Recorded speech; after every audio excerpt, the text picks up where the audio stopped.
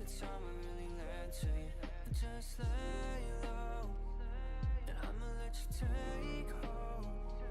Cause I just need a sign saying that you really care for me. Sitting down, I just hope you're really there for me.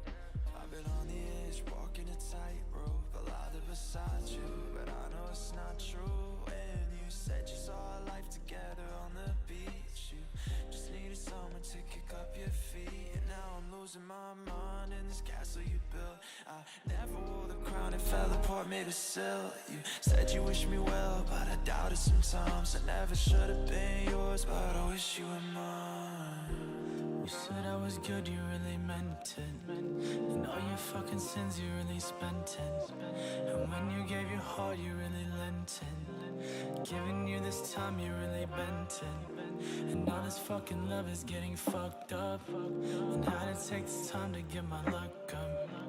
Demons always falling out the safe. If you can draw a heart, just know I will erase. Ah damn, Kraken's always filling up the case. Ah damn, striving for the medal in a race. Ah damn, an alien was sent from outer space. If there's a boy inside the castle, there's a monster in his place. Ah damn, hell as cold as it can be. If there's a boy inside the forest, there's a rope inside the tree. If there's a blade inside the animal, leave it up to me to place a rope around his neck and then proceed to fucking squeeze. Constant calling for my confidence, I guess this is common sense. Wrap it with the logic, analyzing all the opulence. A father sent an angel from below, but that's just obvious. A copy carbon monster that's been killing all accomplishments. I'm past the cast of cats, it's catastrophic. Common knowledge is reveal the really real and reel it in and send a rocket ship. And never say the weather is a feather on the monument. I know it's pretty late, but I'm letting all the monsters in. Just lay low, I'ma stay 10 toes.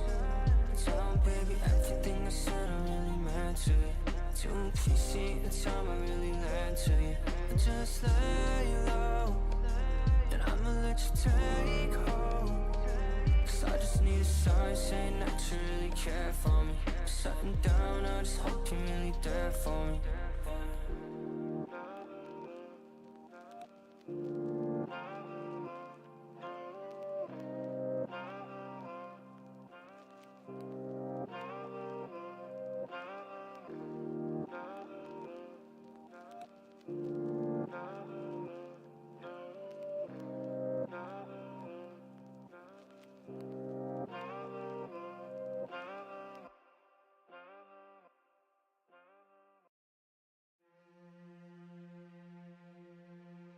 What's good? How's it going? Are you guys, all 0 of you, ready for this? We are going to be doing some true crime. I really enjoy true crime. I think it's extremely fascinating. It's crazy to see what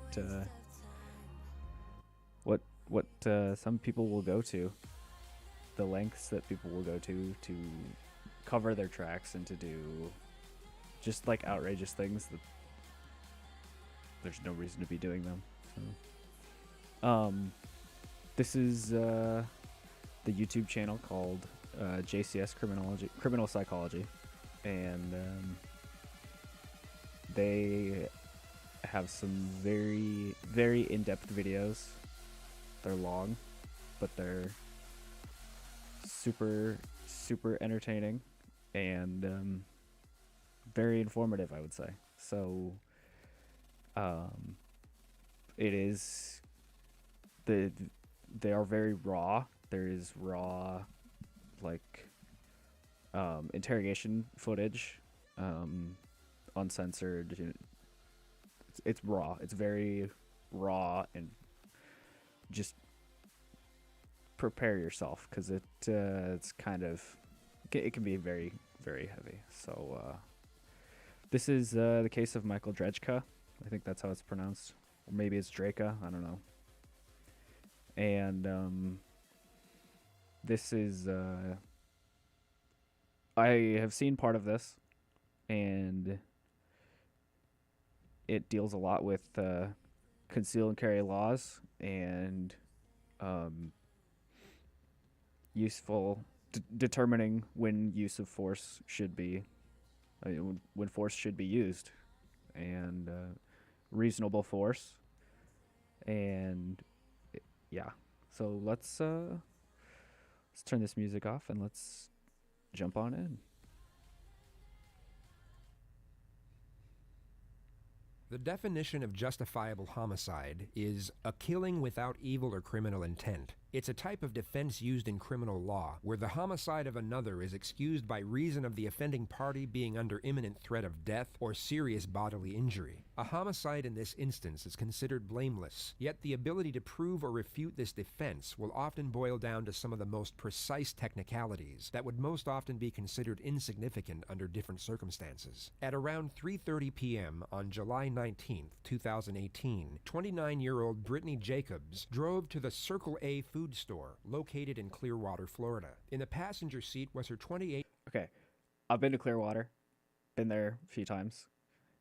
It's got some nice parts. It's got some not so nice parts.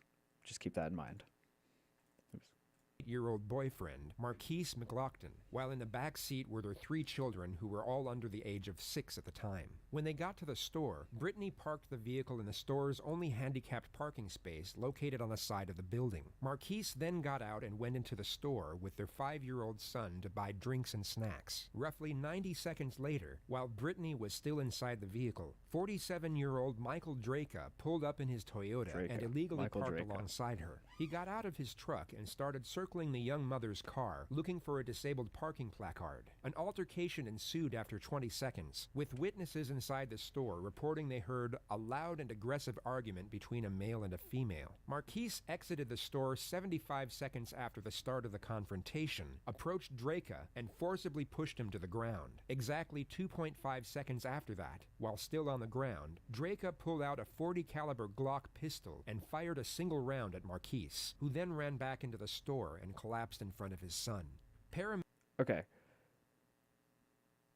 The way that I was taught to handle firearms when I went through training and stuff,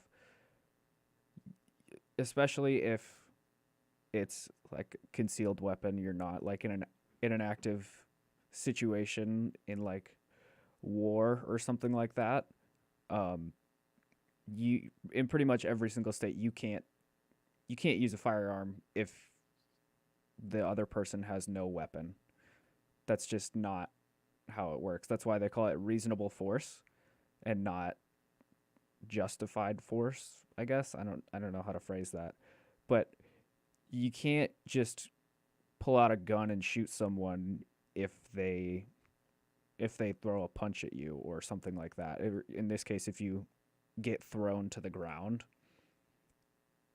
and especially if you are the one that was instigating everything, because that's terrible.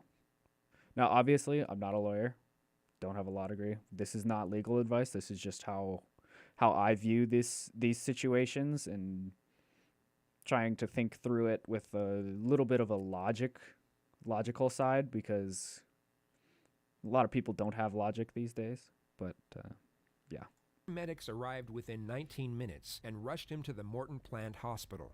He was pronounced dead at 4:04 p.m. CCTV footage captured the entire incident.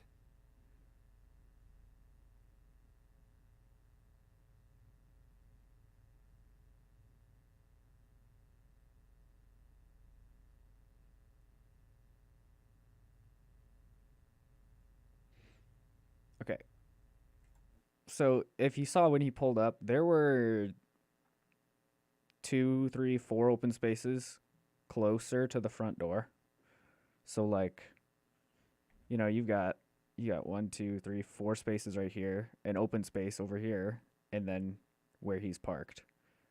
And this is the victim's car. Like, why are you parking all the way over there?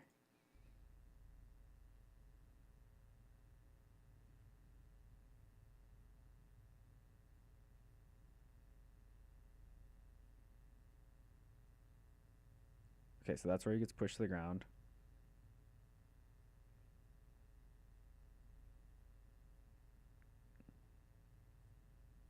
That's brutal, man. Following the shooting, Dredgeka reportedly put the gun in his SUV as he waited for law enforcement to arrive. He cooperated with deputies at the scene as he was placed in handcuffs and then transported to the North District Station for further questioning by detectives. Are they yours? No, they're Eric's. He's been cooperative with me, though. Yes. Yeah, that's fine. Let's take them off. Hey, we're gonna take them off. You're gonna be cool? Oh, gosh, Yeah. Okay. I don't know you. I don't know nothing about what's going on. I know. You have my absolute word, sir. Okay. Detective? Yes. You have my word, detective. Here you go. Welcome. Anything else right now? All right. At the same height, we'll do this as quick as we can. Okay? Yes, sir. See, you're holding your arm. Is it hurt or something? Yeah, it's starting. Everything's starting to get sore. Where it hit me from behind No, and I where I don't. landed. That's all. Everything's. Is there anything? Okay, he just said where he hit me from behind. It definitely did not look like he was hit from behind in the Broken? footage. Torn? No. Okay. All right. Straight up. Okay.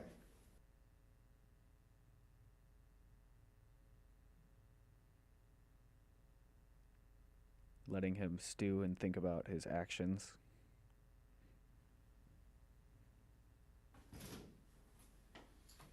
Hey, Michael, how you doing? I'm Detective Upton. Left hand, please. Left hand, okay. Sorry to have to meet you under these stressful circumstances a little bit, but, Myself as well. yeah. Hey, I'm not the, this is Detective Shields, I'm How sorry. you doing? Nice to meet you, sir. I'm not the case agent in this. I'm a detective in the same unit.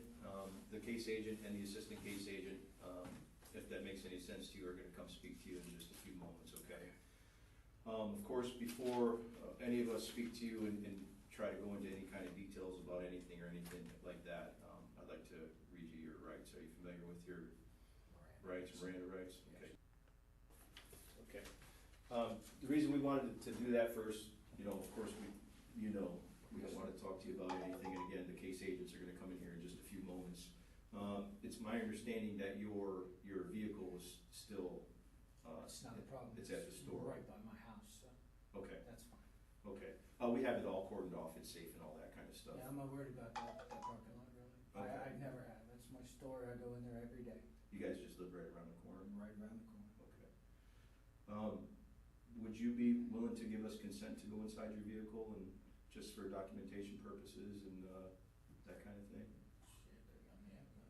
Okay? Yeah. We'll be with you momentarily, okay? Yeah, no problem. It's gonna be two other guys, not quite as handsome as me, but they'll be in here in just a minute, okay? Don't let them hear that.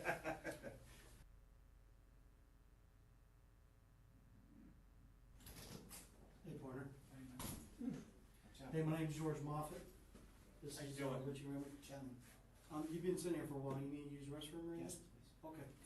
You get enough water and everything? Yeah, I'm good, thank you. Mhm. I need to get rid of it. Yeah. Just to reiterate, man, my name's George Moffett. All right, we're just here at the Pinellas County Sheriff's Office, North District Station. Today's date's July 19th, 2018. We just want to talk to you, reference today's shooting. Just go through your kind of day, like right before you get to the store. Oh, just coming back, going home, stopping at the store first, and then right around the corner to home. Where do you live at, sir? 1116 Charles Street, Clearwater. Are you employed, sir? No, sir, retired. Okay. Good for you, man. Well, it never lasts. I wish I was Yeah, retired. it never lasts. I got to retire for about 13 years. You mind if I call you Michael? Yeah, Is that okay? Yeah, that's perfect. Okay, and you can call me George. So just walk through, you leave your house and you drive up to the store? No, I was coming back from the Wawa down on Missouri and Rosary to get some cash and head home, stop by the store. Oh, okay. So you get to the store, tell me, kind of walk me through what happens. I park my car and that's my store. I'm there every day. This is the second time he has said this. It could be argued that he's already trying to give his version of events some form of reinforced vindication before he even states them. By it being his store and him being there every day, he is designating himself as some form of protector or guardian, thus characterizing his actions as pure and his logic behind them of pure intent. Okay, so here's another thing. He said he was coming home from a Wawa. which is like a gas station convenience store.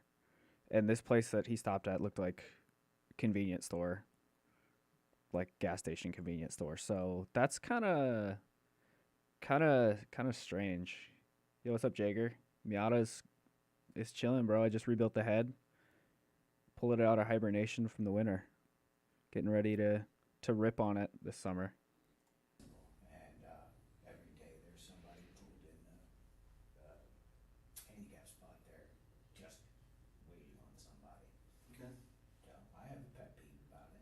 Sure. I, said, do you mind, moving? There's a spot next door and there's spots out front. I said, would you mind moving and waiting on somebody? And So there's plenty more spots and there's stuff. plenty more spots, yes.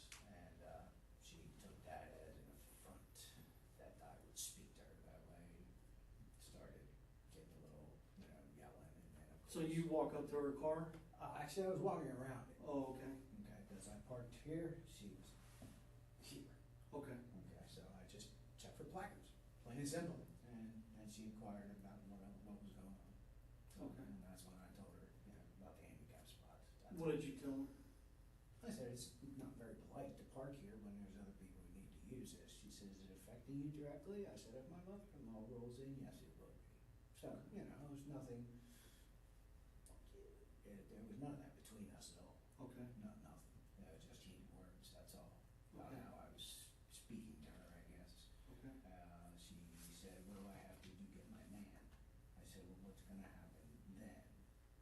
And a little more arguing back and forth, and I never saw what hit me from. She was the driver of the car? She was in the car, yes. She was the Okay. only person in the car. Alright. That I know of. You didn't see anybody else in the car? Tinted windows, almost dark, Okay. couldn't see through. Alright. So you guys are talking? Yeah, exactly. She's out of the car by this time. Okay. Standing next to it, that's all. Okay. And I got hit from the left side and thrown straight backwards in line with her car. Okay. So if you saw the two white ladder lines Mhm. next to the thing, that's where I was standing. Okay, so I went almost straight back after I got hit. What do you mean hit? I was standing like this talking to her. Okay. I was hit from right here.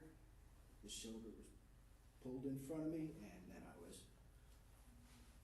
Oh, okay. And then I Alright. hit the ground. Okay. Okay, I'm pretty sure. We'll get somebody to take pictures as well. Yeah, I'm not worried about that too much, but I'm pretty sure I landed my. He's wrist, still super adamant that he was hit from like the side, but in the video he's clearly You like landed on the pavement? Oh yeah. face to I was face. on the ground. So- From that time, I had to put hand down to get hand out from underneath. As I come out, I start drawing my weapon. As I start leveling off my weapon, he makes his next step towards me, and 21-foot rule.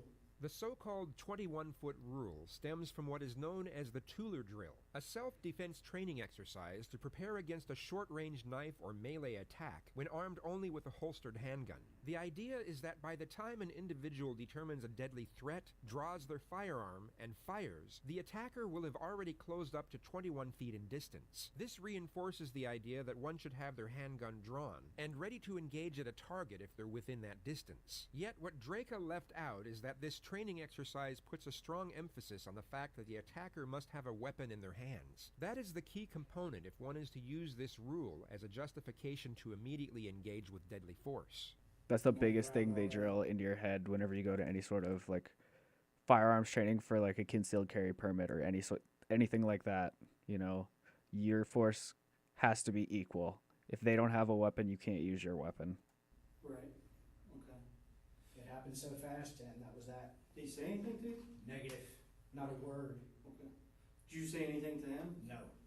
Like back up? Or? No. It could be assumed that the suspect's frantic response was because he felt threatened by the question. Put yourself in his position, but assume that you knew, without question, that you were in the right, and there was no other option than to fire upon the attacker. When posed a completely logical question such as this, you would take a moment to grasp and incorporate its principle. This is because you would have no need to be in a defensive state of mind. You would feel no threat, and it's human nature to be inquisitive and curious about matters related to our own decision-making. It's how we grow as people. Yet if we are in a defensive state of mind, this natural curiosity would be overlooked, as our focus would be projected outward toward the perceptions of others, rather than inward toward our own. In this instance, it could be argued that Dredgeka's immediate response, void of any contemplation whatsoever, is him trying to insinuate that he felt so threatened by the attacker that even the thought of giving any sort of a warning is an illogical concept. It's a variant of the emotional response known as appeal to extremes. Okay. So you draw your weapon. Talk to me about that. Well, the way I was able to draw it, I couldn't level it with one hand, so I had to eventually try and bring my left around for support. Okay. And he made his step towards me, and that was that. How many steps did he make towards Just you? one step. Okay.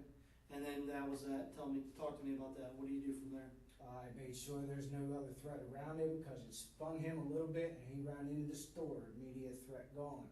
I did have her as a potential. No, I mean beforehand, before you fired the gun. Ask me the question. Before you fired the gun, Yes. once you pull the gun out, Yes. okay, you said he stepped towards you? Yeah.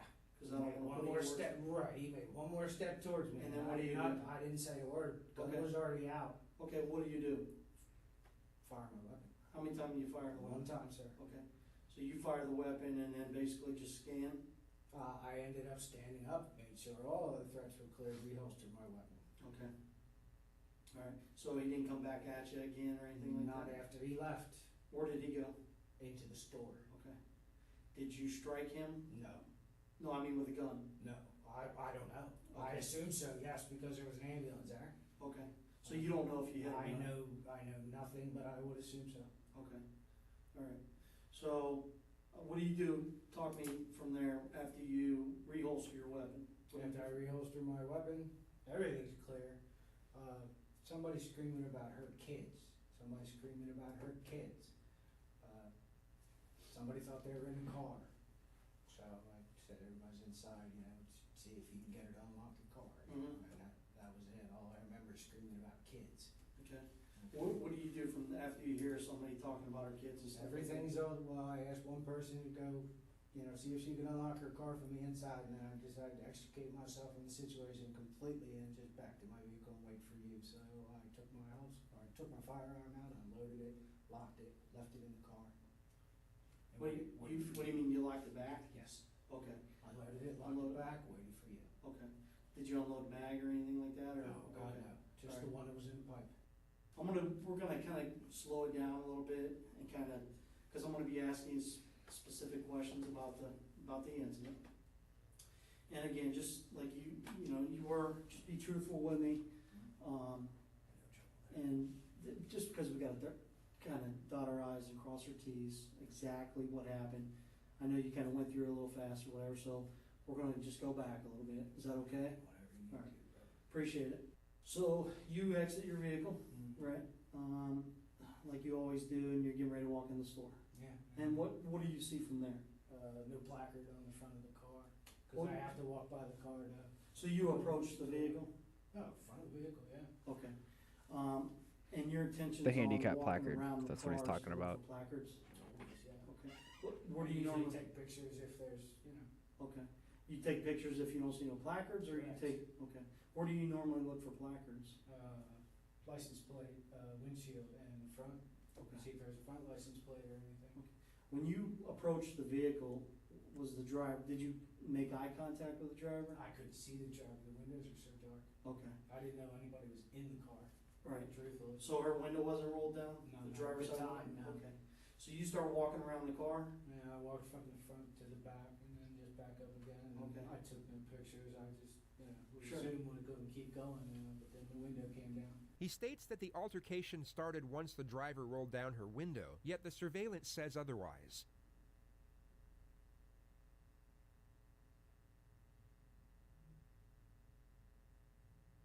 The prosecution stated that the suspect spotted the driver through the windshield and engaged with her at this moment.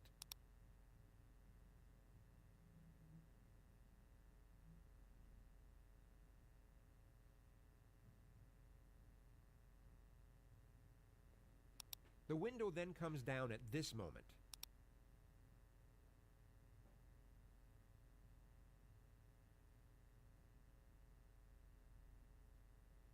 Was the car running? I couldn't tell, it's so quiet, Okay. these damn cars, it doesn't sound anything like mine, which is Alright. like a stock So then car. when you come back around, is the window rolled down at that point? No, or- only after I get back up in front and she, on my way into the store, and she asked me, So she rolls her window down? yes, sir. Do you make verbal contact with her first, or did She made verbal contact with me first, and what I was her- explained what I did, asked me what I was doing, of course. Okay, And- so she asked you what?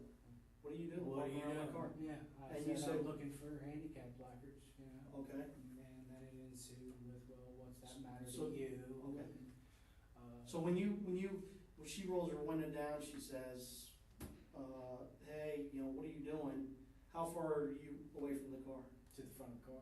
Okay, so you're standing at the front? Yeah, about the front of the car, which is the Are you edge on of the the curb? sidewalk, yeah. Okay, so you're on the sidewalk? Yeah, I'm not exactly in front of the car, I'm on the sidewalk, at the front of the car. Okay, so after you start talking to her, do you approach the driver's side of the car? Yeah, just, of course, I don't wanna yell back and Right, forth. that's- Yeah.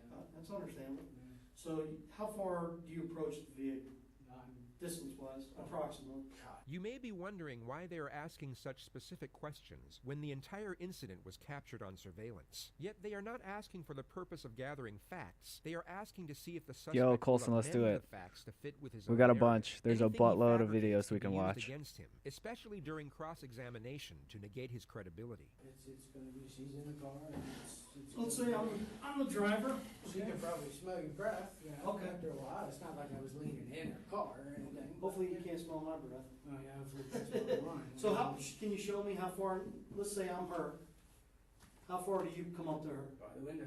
Okay, so a couple feet. Yeah, I'm not Okay. gonna encourage him. It's interesting. His arm doesn't seem to be hurting him anymore. He's not even So, using it in the You guys sling. are bickering back and forth. Next thing you know, you get pushed. I'm blind, pushed nothing, tackled, I'm Okay. blindsided, dude. Okay. He was not tackled. Ground Hard. So he shoved you pretty hard. No, for what it felt like is he come running at me. Okay, like full force. Dude, or I haven't something. been hit like that since I was in my 20s. Okay, alright.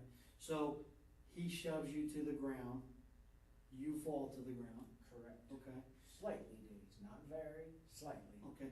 Do you hit your head? Don't know, don't feel anything, Okay, don't know. So you don't know if He's he's- sideways like this, no, this landed under my gun, okay, so I landed on my wrist, on my gun, okay, had to reach over to extract my hand.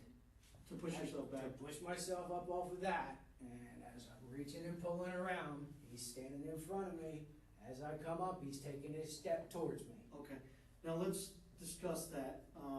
If you don't mind, could you sit on the ground real quick for me? That's where I was. I don't want you to hurt it. No, Okay, we do. so you're on the ground, right? I'm on the ground like this. Okay, how far is the guy away? Front of the car. He's at the front of the car? Front of the So he's on car. that sidewalk, kind of curb area? No, he's in front of the car, off the sidewalk. Okay, right on the edge? You got it. So how far do you think he's away from you? I might have been right at the edge of the back of the front door. Of the car? The edge of the Okay. back of the front door. So he's up by the front tire? He's up by the front tires. No, further than that, man. Further than this? Further than that. Maybe Okay. I was back further, he had to be further than that. Okay, so he's about this far, Yeah. maybe even further. And as I come up this way, cause I have to come up off my hand, alright, I bring the gun out with me. And as I'm coming back this way, I can't support it, so I hit this. Okay, And as. what does he do? As I come out like this, he's taking his step, Okay. Taking a step? taking his steps towards me. Okay, So let's look at the footage.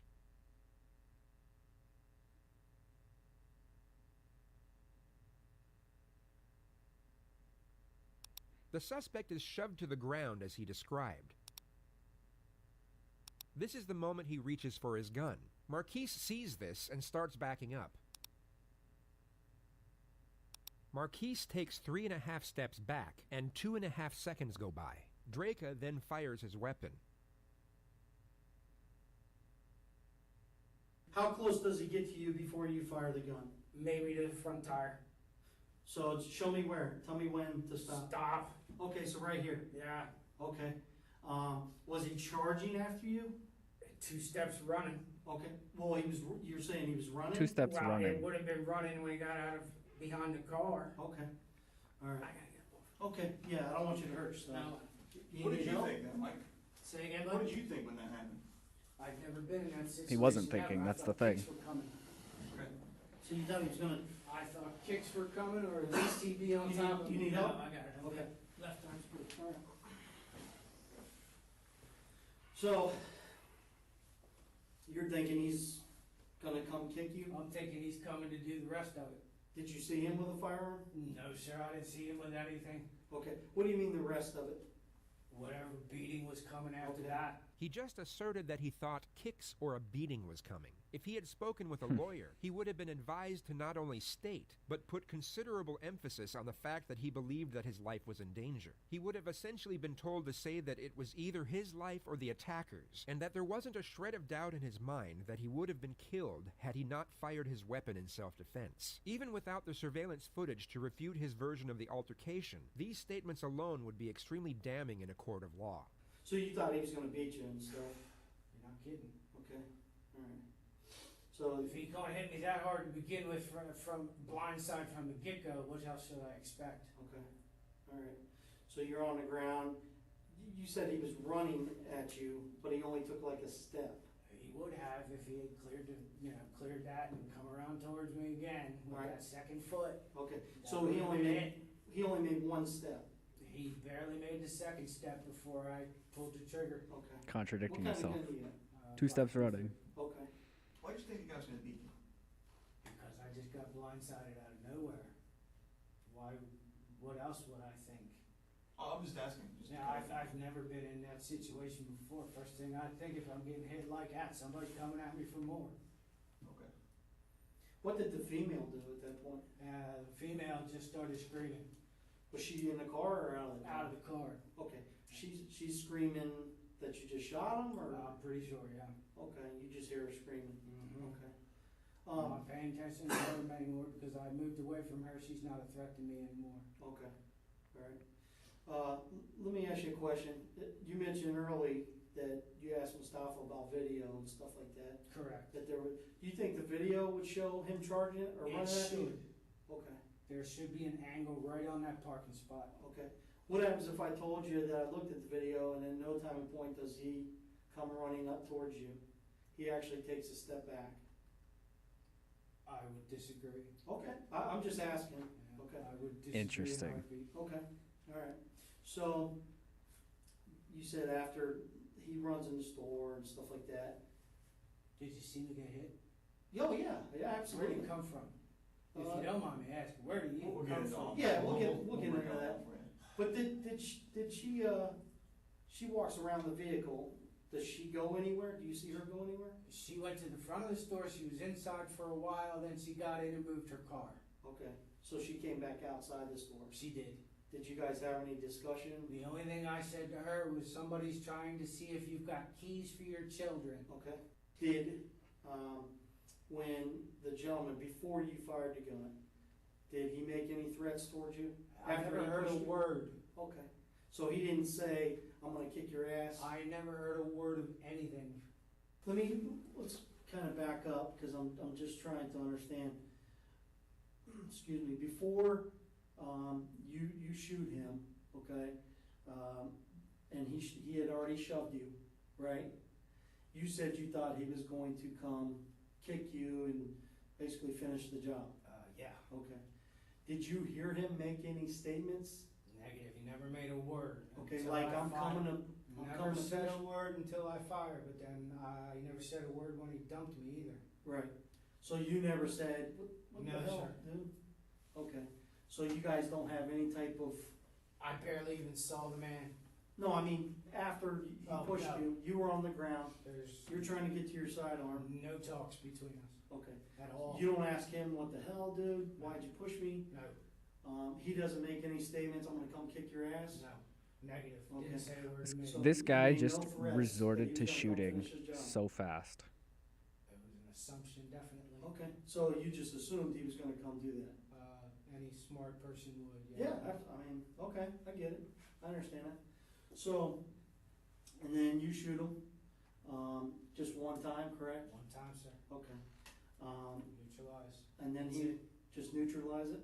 Neutralize, and then that's it. There's no reason to What do you mean, can you elaborate, what do you mean neutralize? neutralize the immediate threat. Okay. And then that's it. No reason to go overboard anyway. Sure, okay, I get it. And then he runs in the, I shoot to save my own ass, and that's that. okay. Do you understand that? I mean, does it ever go through your mind that when you're going up and talking to these people and informing them of them being parked in a handicapped spot, that they might not take that right? That this might go sideways a little bit? Well, sure, but that's why I take precautions as well. Like what kind of precautions? I'm a very careful person, and I have a permit.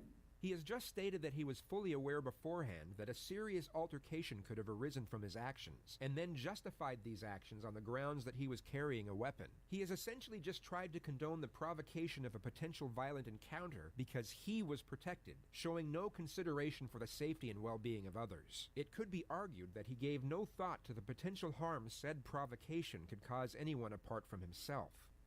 Okay, do you think you'd go knock on these people's, or I shouldn't say knock on these people's Yeah, I windows, do you don't think you'd go confront them? anyone I right mean, to their it's- face. It's approaching, so we use the term approach instead of confront. Okay, but it is Uh, up to the person who's in the car to actually confront. If you go up to somebody and approach them, they could take that as being confrontational. You can't really interpret how That people are would gonna make take them it. confrontational. But if you go Yeah, up to somebody and approach them about they being do need to parked in arrest this guy. that This guy's spot, horrible. He brings a bad name to gun do you owners. think you'd be willing to do that and take that risk if you didn't take these precautions? Because you I don't know how have people are gonna before. react. We also have to Carrying remember, on most of this my takes gun place owners, in so Florida. I can't So, really answer that, Florida man. in Like, a that's way just, that would they're a different satisfy breed. me, you know Well, I what mean, would you approach It's these just people the way if you that it did? is.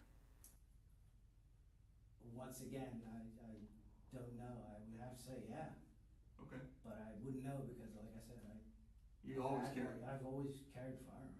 Okay. Since how long? How long you carried it? I was 22, How old are you now? 48. If, let's say on the video, watch the video, whatever, and he doesn't approach you or make any steps towards you like you indicated. Exactly what I saw, though. Okay, so you saw him come towards you. Yes, sir. Okay, what happens if he? Maybe if you need to he get didn't glasses, come bro. towards you, would you still Hell fire no, around? there's no reason to. If he's retreating, then I don't need to use my firearm. What if he's just standing still? I still don't need to use my firearm. Alright. He has just removed a potentially strong argument from a defense team. Upon reviewing the surveillance footage, the defense could have asserted that the defendant was still in considerable fear of his life, even though the suspect was retreating. This could have further asserted the argument that his actions were not the result of malignant anger, but rather the result of irrational fear. Did you see, when you saw this guy, after he pushed you, did you see anything on his face? Did you see any facial expressions or anything? Negative. All I saw was a man trying to do me. What were his hands doing? Did you see I that? have no clue. Okay, Were you able to see him? Were you able to see the guy's hands? I didn't see his hands per se, and I didn't see his face at all. I don't know what he looks like. Could you see his legs, his feet, anything like that? I might have seen his legs. I know he was a black guy. That's it. Or maybe his arms. I'm not sure. Could you see anything that he was doing other than? Well, watching his feet, watching his hips. Alright. So if he was standing still, you would have seen no reason to No, pull sir. the trigger. Okay. If he hadn't have twitched, I never would have pulled that When- trigger. When that gun was out, did you make the decision to shoot when you pulled the gun out, or was that Negative. decision made afterwards? Negative decision I made as soon as he moved. Okay. Did you remember having time to think and process No things? time to think. But you As hadn't soon as made. that gun was out, that 2.5 Did seconds Twitch equals those? no time. that's it. Okay. But you said you actually pulled the gun out before you made the decision to shoot, right? There's about, well, I'm not pulling it out with the intention of pulling the trigger. Okay. Okay, Now, if I come up on target and I need to shoot, I'm shooting. If you would have pulled that gun, between the time you pulled that gun, if you would have been on your back and you pulled that gun and you had it on him, if he would have been standing still, do you think that trigger would have gotten pulled? No. Did you have time to really look at him and tell that he was coming towards you? The feet said he was coming towards me, and Okay. so did the hips. What kind of twitch was it? The hip twitch. Right foot comes around this way like he's going to come right past that car thing, and that was that. How much time do you think it was between when you pulled that gun out and when you I don't actually know. pulled the trigger? I don't know. How much time did it seem like to you? It seemed like a split second. Okay. All right, Michael, we'll be right back. So, we spoke before, I'm Detective Shields in the Sheriff's Office. We're here to do a buccal swab, which is a swabbing of your cheeks. If you consent to it, we're gonna go over a consent form here. These are our forensics technicians, forensic specialists that work here at the sheriff's office, and they're gonna get some overall stuff. All right, Michael, if you just stand up right here, I'll just take some overall photographs of you. I'm just gonna see, where were your injuries? You had one. You can take the shirt, You Michael. can take Now, the this is basically it as far as noticeable injuries. Everything else is just muscular and on the inside. Okay. So as far as the only visible one, that's it. What does that say in your tattoo? Madness and sadness. Her initials were SAD, mine are MAD. Oh, that's cool. Thank you, Michael. Yes, thank you. Thank you. Sorry, man. You good on water and stuff like that? Okay. I've been. We've been in here, so I've been- this interrogation room for Like, over we 2 just wanna hours at talk this to you to point. kind of, seal up a few things and go over a few more things. Is that all right? Just to go over, just kind of clarify things. Clarify away. So, in regards to the incident at the store, you had mentioned early on when I was talking to you about after he shoved you, okay, and you fell to the Shove ground. me, nothing. Well, I mean, A shove is somebody standing in front of somebody pushing their arms out straight. This felt like I was run at and tackled. okay, all right. So. I mean, he was after kinda like shoulder tackled checked, you or but, you know. whatever, In your words, you fall to the ground, correct? Very Okay, because I don't want to put words in your mouth. And then, you know, you're working on getting your firearm out because of what reason? I laid on it when I fell. Okay, but you're working on trying to get your firearm out. I had to drag it out from under me. For what reason though? If you had just been blindsided with no idea who was attacking you, would your firearm be out next move you made? Probably so. I mean, I don't That's know. It's exactly hard for me right. to make that, That's exactly it's an why. opinion. Okay. So, No, I don't think You so. thought- That's a training. It's interesting. Okay. when He's you like- looked up He's and fishing you see him, the what's police going through your officer mind? to try and get My the mind answer that is he the coming back officer at me wants to hear. again? Okay. To do what? He's being What manipulative. did you think he was going to do? Thinking he's gonna finish what the hell he just started. Okay. And to you, like, what do you mean? Kind of elaborate a little bit on the finishing. I have no clue because he didn't do anything. Right. I can't elaborate on something I don't know about. What do you think he was going to do? No clue, come after me again, that's Okay. about it. What he would have done is just pure conjecture. All right. So did you think he was maybe going to get physical with you? Sure, Okay. In a fair fight, you think you can take him? negative, I do not fight, never have been a fighter, Never? never, Ever? ever. Right. I didn't even fight in school. These statements were used by the prosecution to further assert his lack of consideration for the safety and well-being of others. As he stated earlier, he was aware that his decision to approach the vehicle could have resulted in an altercation, potentially a violent one. Yet he has just confirmed that he has no hand-to-hand fighting experience or training whatsoever, meaning that his boldness in the situation solely came from the fact that he was armed with a deadly weapon, thus making him highly inclined to using it when far less force would have sufficed. The prosecution essentially stated that he was willing to kill in order to prevent himself from getting moderately hurt in the situation that he initiated. I mean, what do you... AKA not finish the reasonable job, what do you force. mean? I'm Finish just trying... whatever he started, I have no clue what he started and what his end game was. Right, okay. I was in the dark about that, so that makes me believe to myself, I need a force multiplier because I don't know what's going on. What do you mean a force multiplier? What is that? Exactly what, you know what a force multiplier is. No, sir, I don't. If I did, I don't. I really don't. Well, a force multiplier is a sidearm, anything, Okay. other than your hand, Okay. All right, I got you. a stick, Some type of a weapon. force multiplier. Okay. You know terminology that we don't. I learned it from, You do a lot of I reading learned it or- from, yeah, I seriously didn't know what that meant. And I just want to tell you this, you know, just to let you know, the gentleman you shot is deceased. Thank you for telling me. Nobody else would give me word on that. So, I did ask. okay. Not very remorseful. You got any questions for me or anything? Other than the stand your ground thing, and I did exactly what I thought I was supposed to be doing at that time, considering what was happening to myself. No, sir, I don't think I have anything else to say.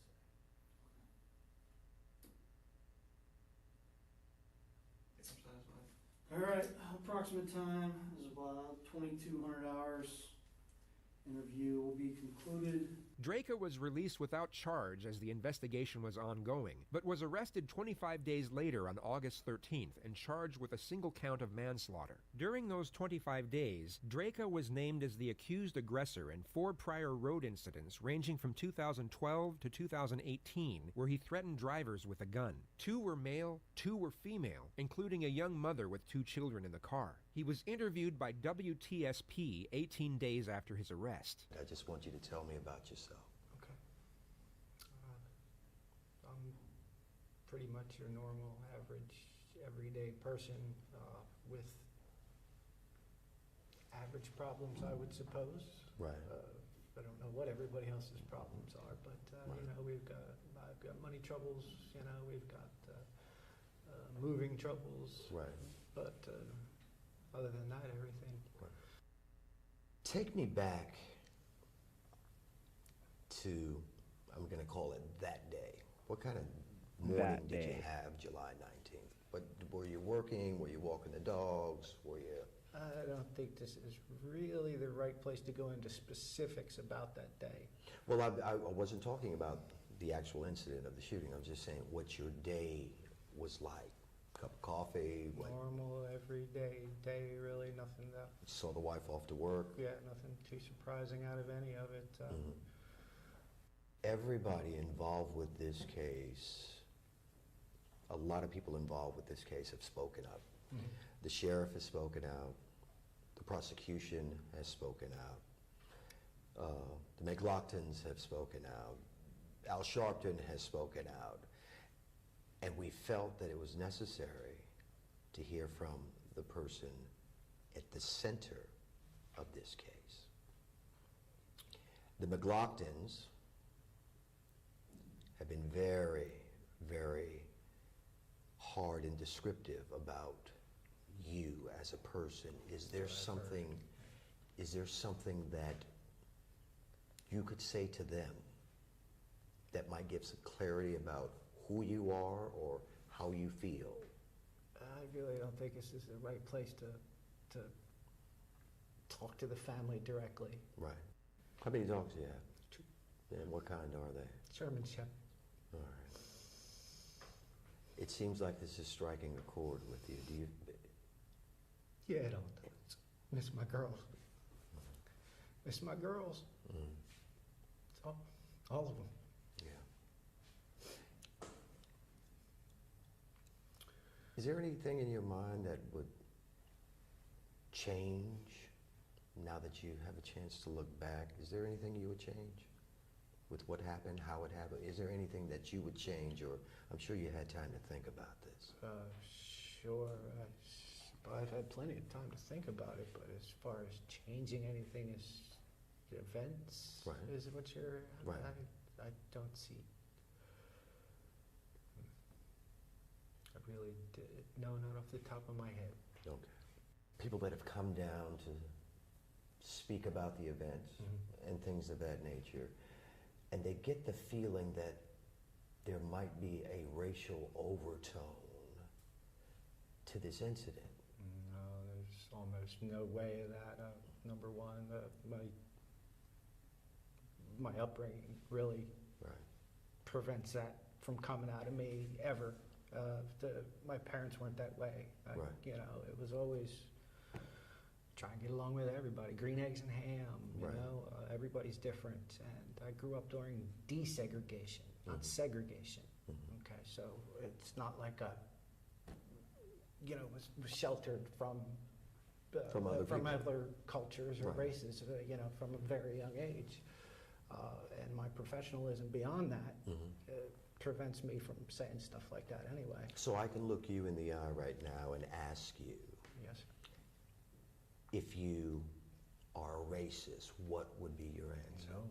Are you a Yes. racist? You do not hate black people. I do not hate anybody. He was released from jail 1 month after this interview on a $100,000 bond. His trial began on August 19th of 2019. One of the most high-profile trials in the Bay Area will officially get underway. Michael Dredgeka's attorney will argue that Dredgeka fatally shot Marquise McLaughlin in self-defense. ABC Action News reporter Jasmine Stiles joins us live now from Clearwater with a breakdown of the jury. At 8:45 this morning, prosecutors and the defense will give their opening statements to 6 jurors. We know that they are mostly white and none of those jurors are black. It took about 2 days to whittle down the large pool of potential jurors. And watch his reaction when he finds out in the interview that Mr. McLaughlin had expired. He's not celebrating. He's not proud. He's not happy. That shows you that it wasn't his intention or his desire to take a human life. He did what he thought he had to do in the moment, in split-second timing, given that he was attacked.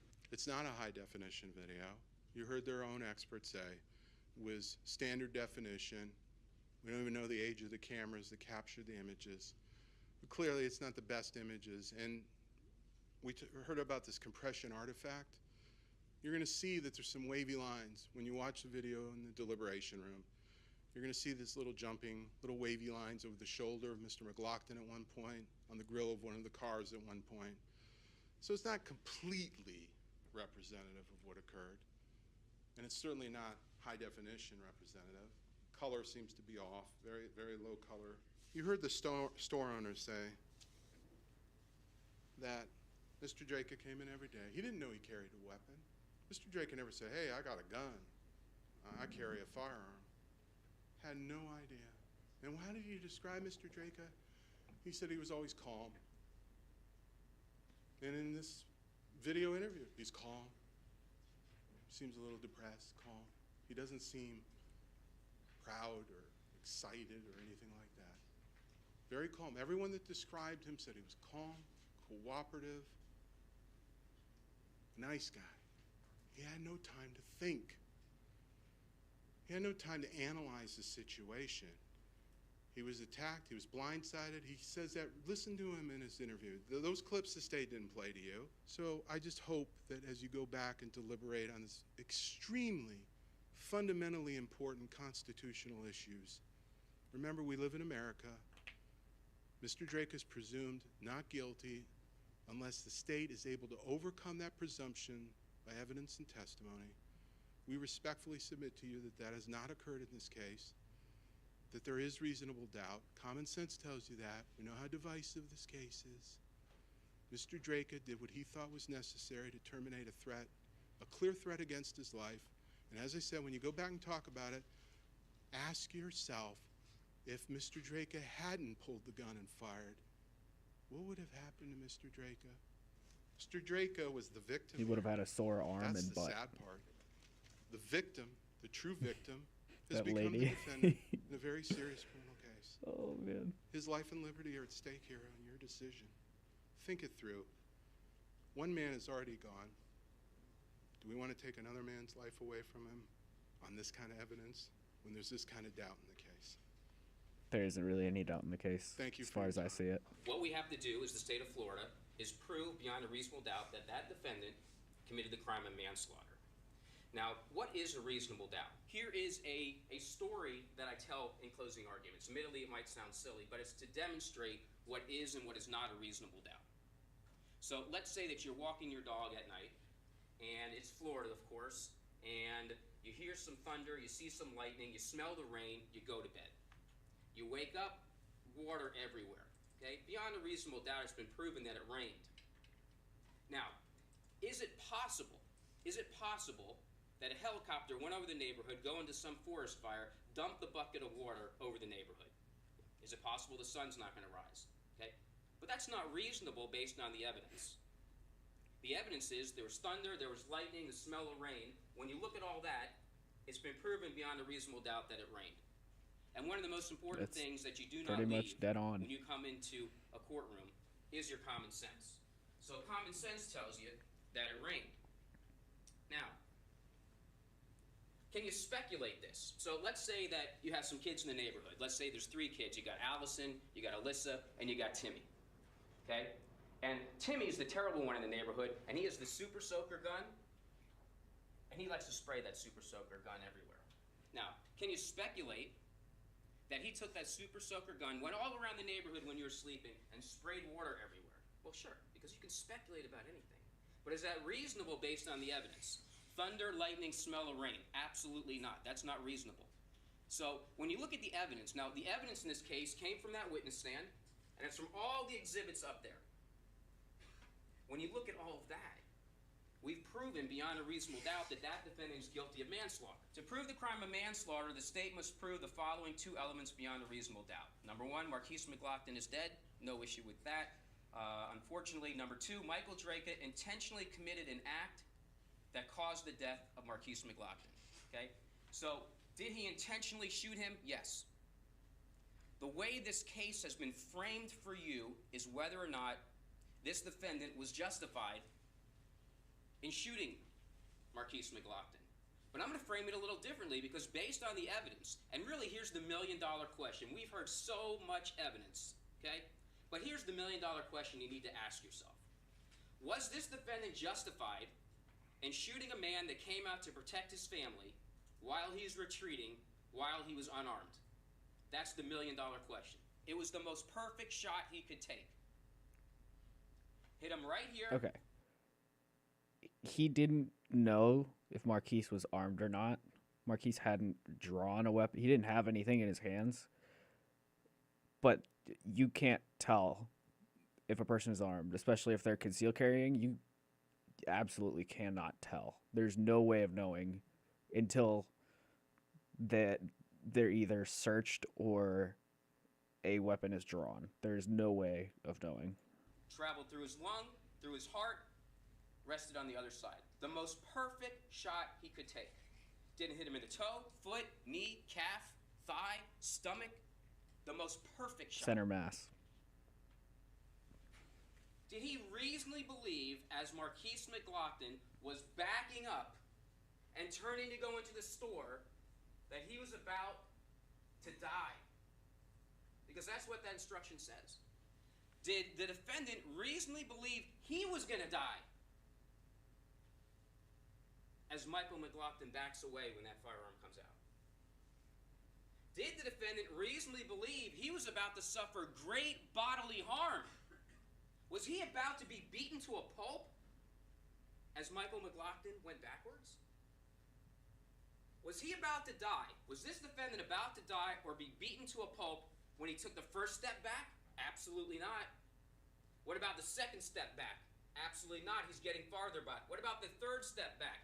Absolutely not. What about when he turns to go to the store? Absolutely not.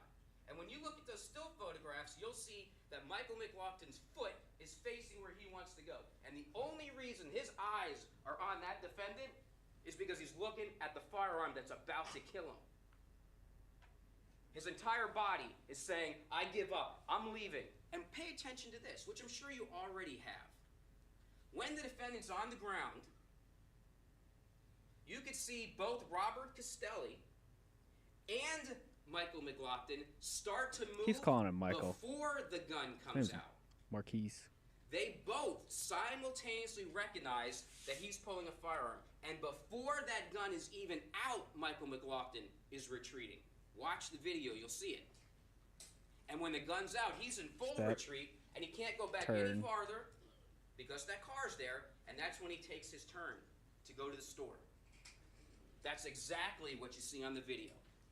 Michael McLaughlin is reacting perfectly to what happened. Now, can you argue that the defendant could have pulled out that firearm? Absolutely. We could even say that he was justified in pulling the gun. But that was it. There was no reason. I'm not sure for what him to Florida's shoot and kill brandishing Michael laws are. McLaughlin. Some states it's a criminal offense to when that brandish a gun came firearm. Some states it's not. So arguably, was he right in pulling the gun out? Sure, but could he have killed him? No, because he wasn't about to die. He's holding a firearm. He's holding the weapon that ends the whole thing. How could he reasonably believe he was about to die? He didn't. He's delusional. That's why it's not justifiable use of deadly force. You know what Marquise McLaughlin's guilty of? He's guilty of loving and trying to protect his family. And he died because of it. The defendant is guilty of manslaughter. Thank you. State of Florida versus Michael Dredgeka, case number 1809851CF, as to the charge of manslaughter. We, the jury, find as follows as to the defendant in this case. The defendant is guilty of manslaughter as charged. Michael Dredgeka's sentencing date is set for October 10th, 2019. The prosecution have asked for the maximum sentence of 30 years in prison.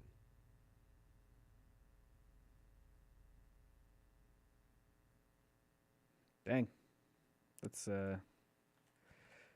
kind of crazy. I mean, you don't think about things like that happening when you go to a gas station. Like, you don't think about having a gun drawn and being shot, and you don't think about dying in a gas station. It's crazy. And it's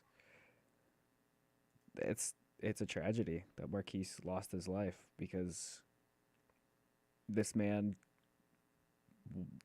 he probably just wanted blood. He was probably just mad at the world, or there's just no way of justifying it. It's crazy. That man is just a bad person.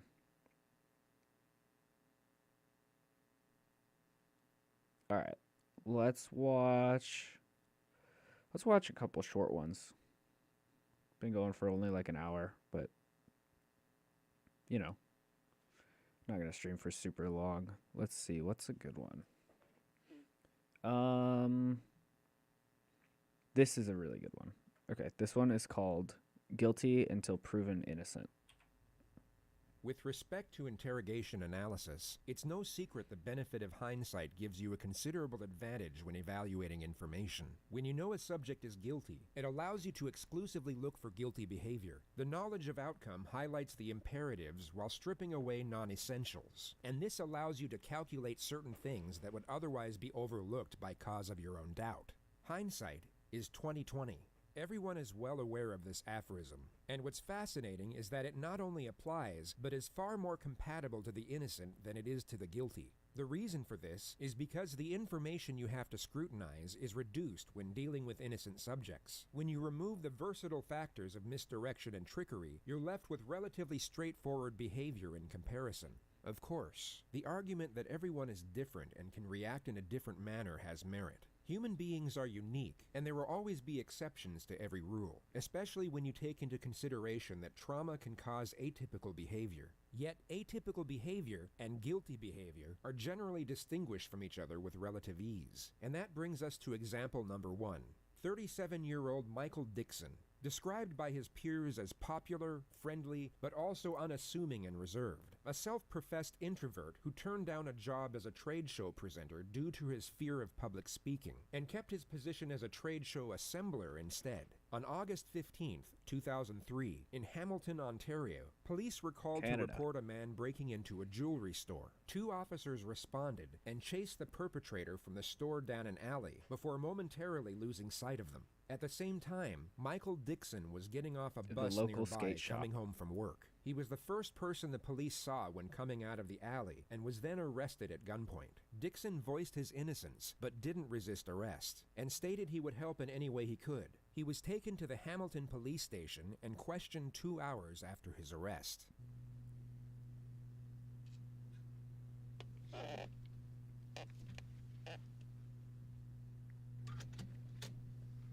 Sorry to keep you waiting, Michael. It's okay. One could advocate this as a common policing misstep if it weren't for the suspect being described as a small white man in the 911 call. As well as not being white, Dixon is 6'3". This detective has either forgotten standard procedure to review the call to dispatch, or for some reason decided to reject it as evidence altogether. Interesting. Michael is informed the room is being recorded and then read his rights. He asserts he is willing to speak with a detective and help with the investigation. Okay. Why we're here is because earlier tonight you were arrested for breaking into a jewelry store on John Street South.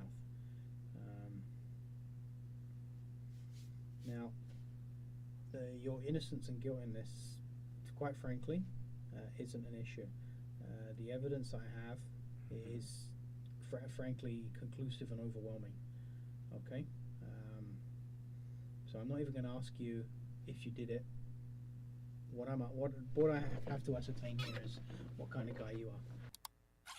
What I have to ascertain. The subject maintains a forward-leaning posture and keeps his eyes both in contact and on the same level as the detective's. He displays self-confidence and poise, while it's the detective, in fact, who gives off a nervous disposition. What Michael just did is known as a non-verbal challenge in forensic psychology. So let's break it down into components. He owns the room.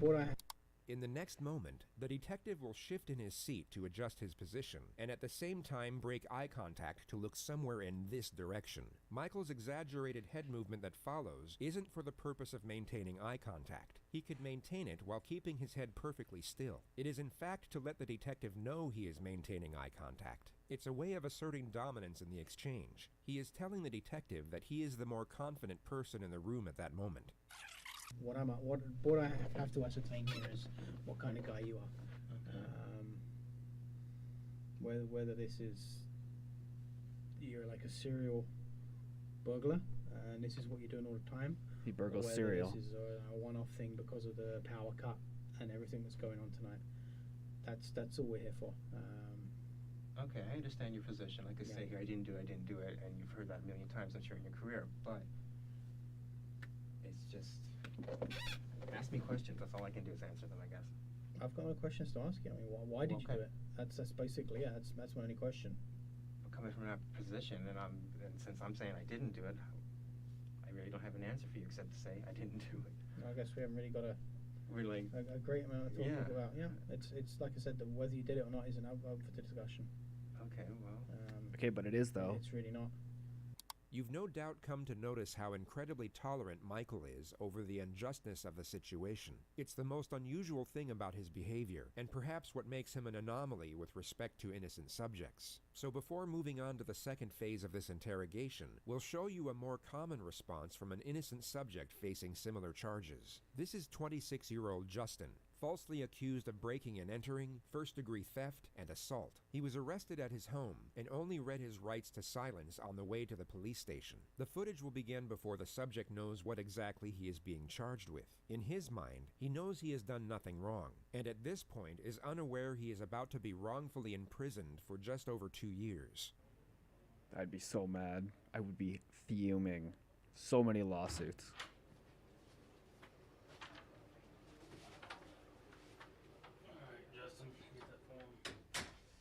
You know what I read you earlier? The 19th of February. 2 days ago, so it'll be Tuesday. Alright? About 5, 6 in the morning. Where were you at then? I was at my mother's house. You call her and ask her. I was downstairs asleep. Did she know you were asleep at that time? Yeah. He doesn't see the interrogators as a threat, but more of an inconvenience. His responses are short and concise. He does not seek approval. He only responds to a question or states a point. So you said he just said he doesn't seek approval. The last guy from the previous video, Michael Dredgeka, every time an officer would ask him a question, he would always go fishing for the answer that they wanted to hear. So just kind of proves he knew what he was doing, and you know, this man's innocent, and he's just like, he's done with them already. Sleeping at that time? Yeah, I don't never leave. If I ain't doing nothing, I stay at my mother's house.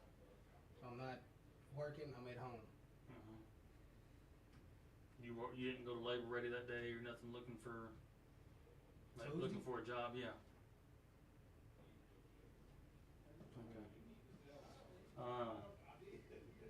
That morning, house got broken into. Okay. The detective's strategy is to reveal the charges in a periodic manner. Getting a confession to one charge at a time is far easier than gaining admission to all of them at once. The plan is to reveal the break-in and robbery charge first, then reveal the assault at a later stage. The detective goes on to explain that the accuser named Candy said she saw him loitering around her house in the evening hours of the night, and a short time later witnessed him break in and steal a multitude of valuable items. The detective then explains that she picked him out of a 12-picture lineup of suspects. She says you broke in this apartment. Okay, well tell me why. Justin is now aware of the burglary charge, which holds a possible 20-year prison sentence due to previous convictions. He will now begin to forcefully assert his innocence, and each time he does so, will bring forward his posture and strengthen his vocal emphasis while making the assertion. All right, so I mean, she's saying that I was there before. Is that what she's saying? She's saying she's seen my face before the break-in happened? Yep. 'Cause I didn't break in her house. I don't know who she is. I don't know what you're talking about. I don't know no girl named Candy. None of that shit, man. Why is she saying that you're... I don't know why she's saying I don't know why I don't know. What were you doing there? I was not there. I don't know this girl Candy. The only Candy that I even heard of is this guy I know named Tim Stahl dates her. The person he just mentioned was the accuser's ex-boyfriend. Okay. That's it. How do you know Tim Stoll? I grew up with the dude, man. The accuser's testimony was later picked apart in court. She was caught lying on the stand multiple times, and Justin was exonerated. He was proven innocent not just beyond all reasonable doubt, but essentially beyond all doubt. The last thing I heard about them two, she had him arrested for domestic violence. That's all I know about this girl Candy. I ain't never went in that girl's house, none of that shit. I didn't do that shit. I didn't. As God is my fucking witness, I did not do it. I used to be a piece of shit. When I got out of the fucking penitentiary, I told myself I wasn't going back. I ain't done nothing but work my fucking ass off the entire time I've been out. Can you prove, other than you saying you did not, is it that morning? What can you tell, how can you prove to me that you were at home? All you gotta do is call and ask my mother. So you're telling me you didn't step foot out of the house? Not one foot. Tuesday? Not one. The detective then goes on to reveal Justin is accused of assaulting the supposed victim during the robbery. Take a vanity mirror and you hit her over the head with it and you guys fight. And she got injuries. No, man. And hell no, man. Get her goddamn boyfriend, Tim Stone, in here and question him about her goddamn injuries. Look at that straight right there. This sounds like it's a goddamn thing that fucking her boyfriend, Tim Stone, done fucking done something to her, and now they're trying to put it on me.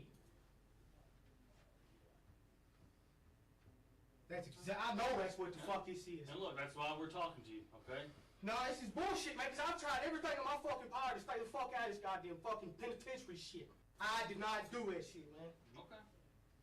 That's what we're talking to you. We're here to investigate this, okay? That's why we're asking you all these questions. I'm sorry for freaking out, man, but I didn't fucking do this shit, man. I'm fucking shaking. I did not fucking do this, man.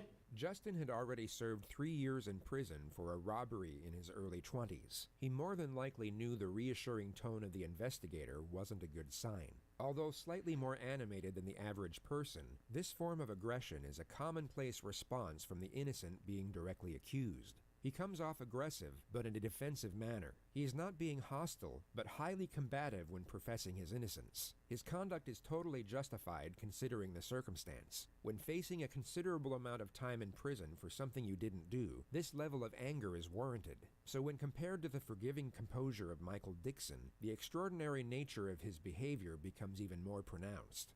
You could almost just chalk that up to him being Canadian and Canadians being jokingly known for being nice, but also in reality they're just extremely nice people. It's really not. There's a number of witnesses. Great. One of whom had a video camera. Perfect. Yeah. Okay then. Well, that's relieving. That's relieving. Quite honest. Yeah. So view the video camera. I have. Okay. That's why your guilt isn't in issue here. That doesn't even make sense to me. Because if I'm on the video camera,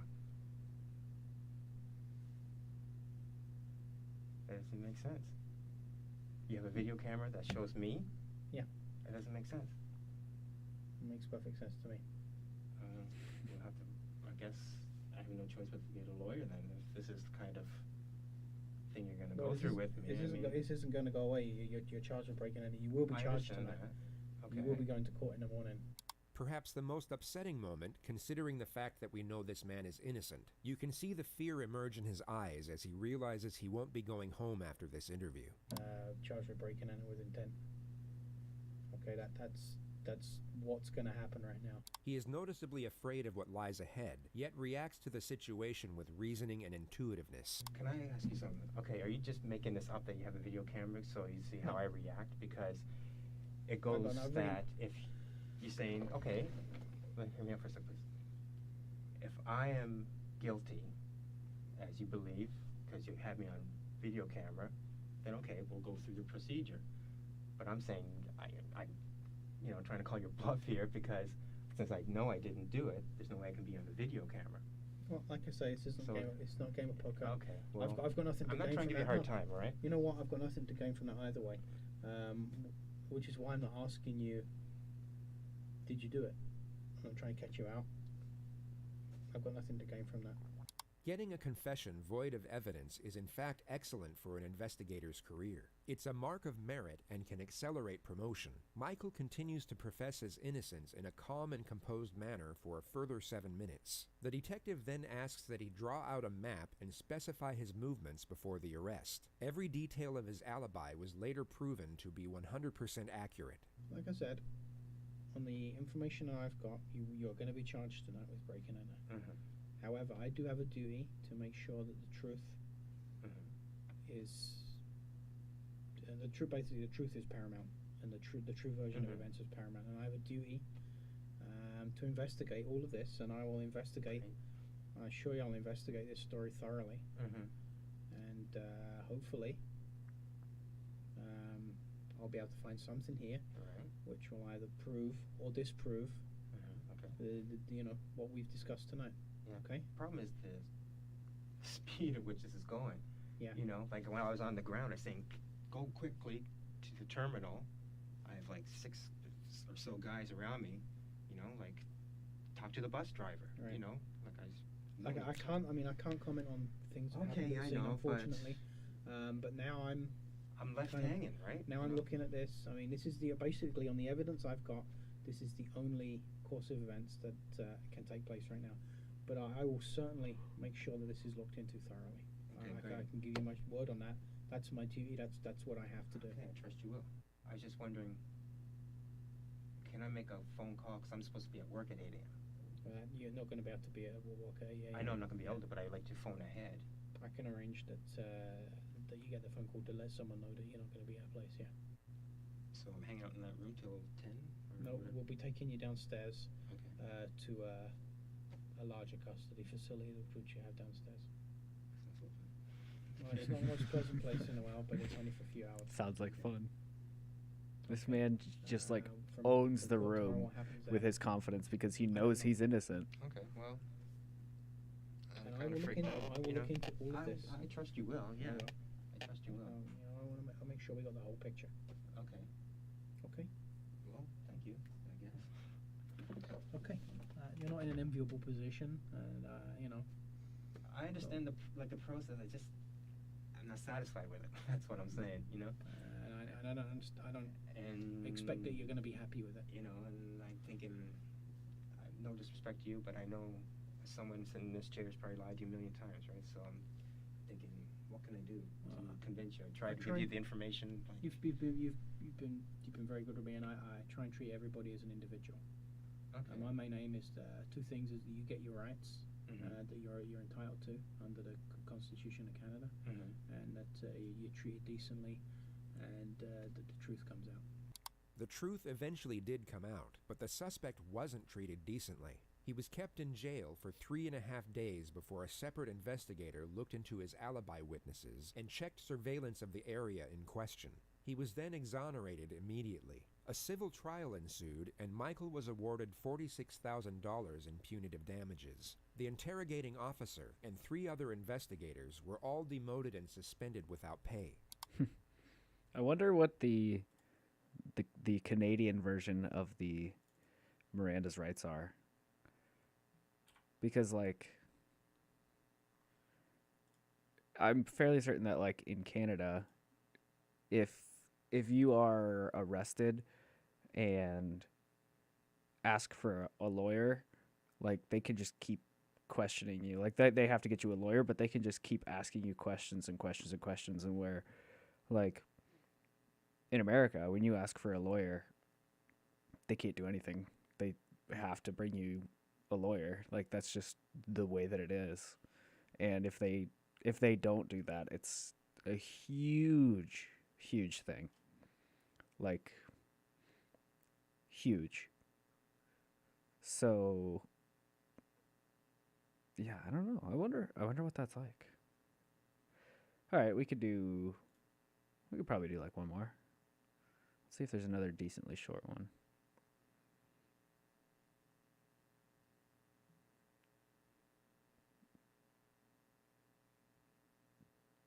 The interrogation of Stephanie Lazarus. The detectives created a ruse, inviting Stephanie to come in and advise them on a case involving stolen art. Knowing they were dealing with one of their own, they rehearsed and prepared for the interview more than anything they had done before. Their plan of attack was to keep the conversation as casual as possible for as long as possible, and carefully waited for the key moments to initiate the confrontation. Stephanie, I don't know if you know my partner. Hey. Great. Hi. Sure, nice to meet you. See you guys. How's it going? Good. Milling around. Well, have a seat. I don't want to talk about this in the squadron because I don't know who people are listening. And if we go to my side, everybody's always wondering what everybody else is doing. No problem. Okay. The first thing the detectives do is set up a compatible tone with the suspect. She has just stepped foot inside an interrogation room, and the detectives negate the negative implications of such an environment through a friendly disposition. Consultative meetings, such as seeking advice over an art theft, can take place anywhere, and the last place detectives would choose to spend more time in would be an interrogation room. The reason they give the suspect for meeting in such an unusual location is to not spread rumors or innuendo. Yet the real reason is that all firearms have to be checked in before entering the area, and they needed the suspect to give up her gun without alerting suspicion. But like we're talking about being busy and stuff, we've been assigned a case that we've been looking at. Okay. It's a new case, and as reviewing the case, there's some notes to see as far as your name being mentioned. Okay. Do you know John Rutan? Try and imagine for one moment that you savagely murdered a love rival in a jealous rage. Over 2 decades had passed since the act. Then all of a sudden, you're brought to an interrogation room and sat directly opposite 2 senior investigators who bring up the name of the man you committed first-degree homicide for. How long do you think it takes to John Rutan? to think The that you're? investigators already knew how to. How long do you think it takes of being on the run? You know, thinking, wondering, did I get away with this, before you actually begin to believe that you've gotten away with it? Because, like, I think you just said like 20 years. It's a long time. That's a long time to think that you could have gotten away with something of this nature and then just having it brought up and working in the field of police and stuff like that, because I believe that's what I'm pretty sure she's a police officer. To say John Rutan's name correctly. The mispronunciation was a simple strategy to see how the suspect would react. Setting aside the element of the murder, John Rutan was the second longest relationship in Stephanie's life, and a psychiatrist later stated that this pause was 4 times as long as it should have been. She was already being deceptive by acting as if she hadn't thought about that name for so long, giving reason for her prolonged reflection, when in reality, the name John Rutan was engraved in her memory, and even when slightly mispronounced, it would have most likely taken milliseconds for her to realize exactly who the detectives were referring to. The moment they mentioned his name, she started freaking out and sweating bullets, I guarantee it. Let's see. Went to UCLA in 1978. I started and, met him at school at the dorms. She says she met him in the dorms, yet left out the fact that they had dated for 4 years and went on numerous holidays together. Even though she wasn't asked directly, a truthful subject would most often volunteer this information without having to be pressed for it. Were you guys friends, close friends? Yeah, we're very close friends. I mean, what's this all about? Well, it's regarding, it's a case we're working on. It involves John, and in there, some of the statements we reviewed, you know, there's notes and stuff that he knew you and stuff. Oh yeah, I mean we good friends. Lived in the dorms for. I lived in the dorms for 2 years. You guys lived in the same dorm? Yeah. Or, okay. Yeah, Dykstra. Okay. Were you guys just friends or anything else, or? Yeah, we were good friends. Yeah. Was there ever any relationship or anything that developed between you guys? Yeah, I mean we dated. You know, I mean, what's this all about? Well, it's relating to his wife. It's unfortunate that Stephanie's face wasn't captured at this moment, because she would have no doubt been immediately struck by the psychological reaction known as fight or flight. Her brain would have just triggered the influx of a specific cocktail of hormones in order to prepare her to either stay and deal with the threat or try and run away to safety. Stephanie chooses to fight. Okay. Bold strategy. Not really. I mean, I knew that he got married years ago. Did you ever meet her? God, I don't know. Do you know who she was or anything? Well, let me think. God, it's been a long time ago. I may have met her. Geez. The words gosh, God, gee are exclamatory remarks used to express surprise or strong emotion. You will see them used continuously throughout this interrogation, which is the suspect trying to insinuate a vague memory due to a lack of contemplation on the subject matter. She's trying to emit the impression that she would have had no reason to give any further thought to John or anything related to John, since they stopped seeing each other over 2 decades ago. You know. Yeah. Well, let me ask you. You said you dated John. How long did you guys date? I mean, are you guys, is this something? As we know, Stephanie is a cop and has been for 25 years. She will be wise to the fact that acting oblivious to the unusual development of the situation will be a glaring red flag in the eyes of the investigators. It's been shown time and again on this channel. Guilty suspects will often try and act naive to a blatant confrontation as a means to avoiding it altogether, whereas truthful subjects will address the confrontation and either refute it, or if it's subtle, want immediate clarification and transparency as to what was being insinuated. I mean, you said makes sense to me. About art and how you guys are. Here's I mean, Stephanie, here's the situation. It's basically, we knew that this, when we saw this in this chrono, that maybe there was some relationship there. That's what the chrono seemed to indicate. The detective now subtly avoids the question altogether, but instead offers a deceptively reassuring response to the suspect. He makes a very sharp switch from the investigative subject matter to the previous topic of workplace rumors. He brings her focus back to the false perception of them being on her side. Stephanie had just asked what was going on, and now he essentially replies with, "We are your friends. We're doing you a favor." And we didn't want to it's a very come up to police you at your strategy desk and ask those kinds of questions or do anything. You know how up there people can see what's going on if you go into an interview room or people are in there getting supplies. Okay, so we wanted to afford you some privacy, some confidentiality to talk about this, because we thought it might be, something, you're married to someone else, obviously, and so forth, and that you may not want to, talk about these things in that setting where someone, we don't want the rumor mill or gossip or any of that kind of stuff to start. That's fine. I mean. So we did this just as a means to try and speak to you in just a confidential place where where your business isn't out there for other people in your division to know about. Whether it be shock or the total reluctance to accept the situation at hand, Stephanie warily accepts the reassuring response without further inquiry into her initial challenge. She instead falls back into her agenda of having a foggy memory with regard to the incriminating contents. God, that's been a million years ago. I mean, It's been a million years ago.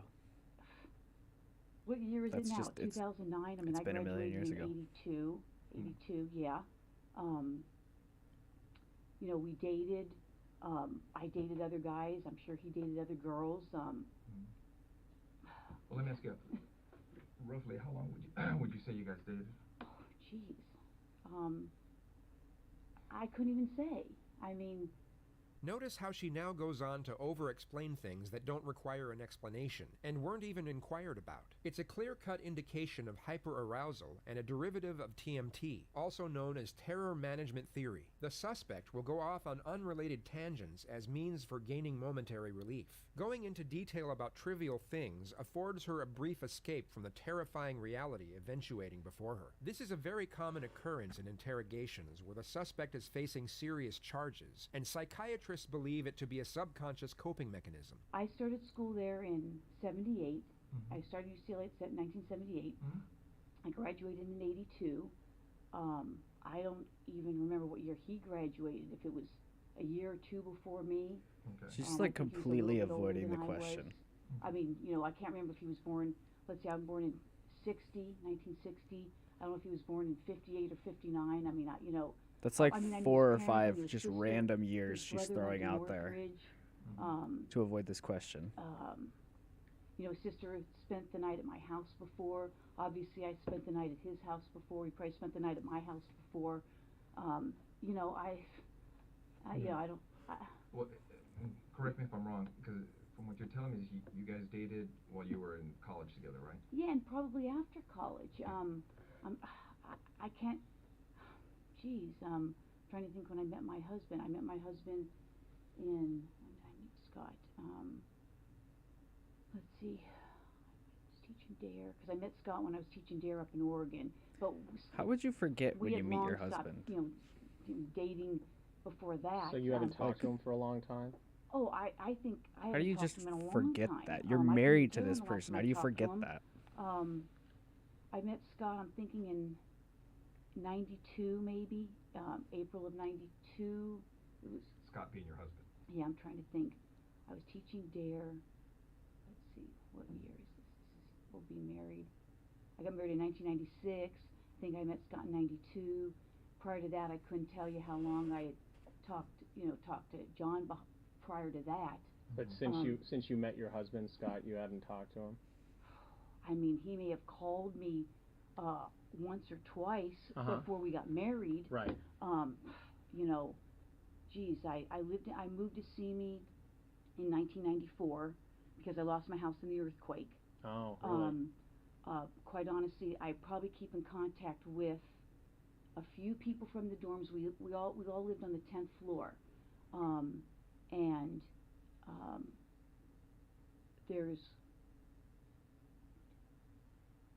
about 3 or 4 people I keep in contact with. There's probably like 6 or 8 of us that were all really close. And who are those people? Oh, geez. We're all really close. Who are these people? The people I still keep. I Couldn't tell ya. haven't been in contact with her in a long time. I mean, you know, what's this all about? I mean, Well, let me ask you. She tried to say The that word like suspect 9 challenges times. the detectives for the second time, and once again the question is avoided, but this time in a more confrontational manner, as the topic is maintained with no reassurance afforded. The detectives are ramping up the pressure in a very subtle yet highly effective manner. What ended the relationship between you and John? you know, it was kind of a weird relationship. I mean, we dated. I can't say that he was my boyfriend. I don't know that he would consider me his girlfriend. We dated. We did things. I played sports in college. He played basketball. His brother played basketball. Her saying basketball is not a sport? You know, it just didn't work out. I mean, I don't know what to tell you. It was like I went out with other guys, saw other guys. I went on lots of vacations. You know. And once you guys split, were you guys still friends, or kind of, you know, I problems? mean, Is it friendly, not friendly? No, I don't think it was not friendly. I mean, we were friendly. I know that we went to Hawaii at one point. Yeah, I mean, you know. And you were saying that it's 2009 now. Had you ever met his wife? I may have. Do you remember her name or anything, or?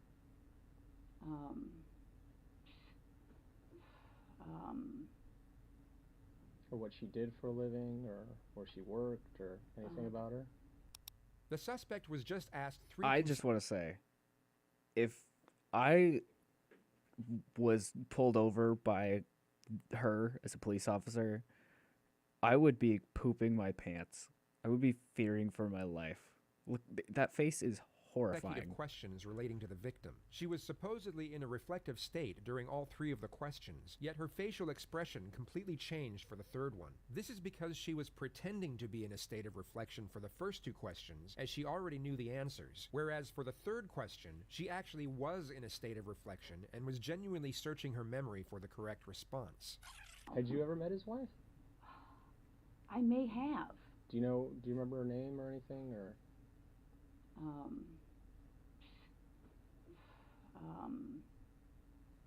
The 3rd question is about to be posed, and her focus is about to switch from pretending to be thinking to actually thinking. Or what she did for a living, or where she worked, or anything Huge. about it? Well, Her face completely changes. Man, I can't even remember how he said he met her. Yeah, I mean, it's been so long ago. Well, let me ask you, did you go to their wedding? It's been so long No, ago. I didn't go to their wedding.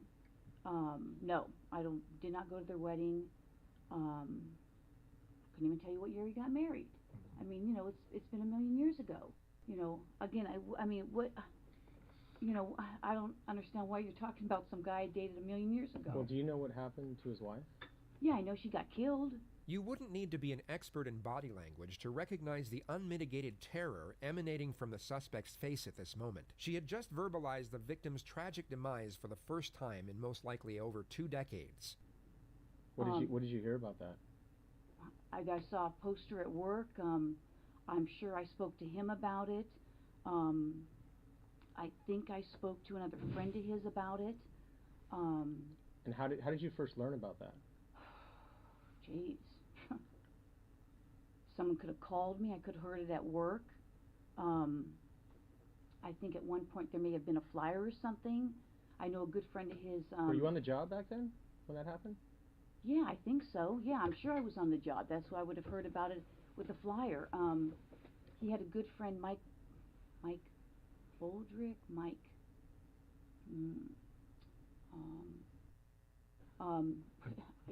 But being that you were kind of used to see John, was everything okay between you guys? I mean, there was never anything uncomfortable or anything between you and her?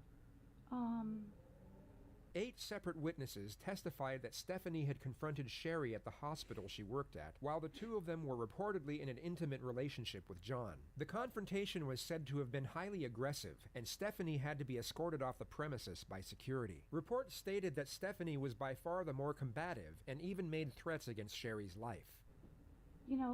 I don't know. I mean, it's been so many years. I mean, uncomfortable. I mean, I can't even remember if we had a conversation. I mean, we may have. I may have seen her at his apartment. Geez, how many years ago is that? I don't even know what year she, got killed. Where was his apartment? Notice her passive disposition as she gives the following truthful response. On Roscoe. Okay. Yeah, Roscoe and east or west of DeSoto. Either east or west of DeSoto. Do you know where he moved after? Did he move after he got married, or do you know? Or now notice how her disposition switches from passive to frantic as she once again pretends to have a vague memory. I'm sure he did. Did you know where he was living, or? Somewhere in the valley. Did you ever visit him? She is like the worst liar in the world. Get-together dinners, anything of that nature? No. Like I said, his sister used to come over. His sister had come to my place. I knew his brother because his brother played basketball at Northridge. In fact, I was just coming across some pictures that I had just scanned from. I take a lot of photos, like 10,000, and I just going did on a tangent. where I scanned everything. And after his wife died, did you talk to him again or anything? Yeah, I mean, I did talk to him. I talked to him, probably his parents, probably some other friends. I'm sure I talked to him. Yeah. But you're not sure where he moved to after he got married? No idea. I mean, never went over to visit him, or I don't think. meet I his mean, wife, I don't or? think so. I mean, I don't know. I don't think I did. I mean, I know he lived on Roscoe for a long, long time. And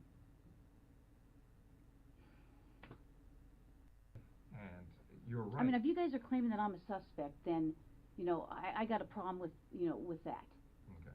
Okay?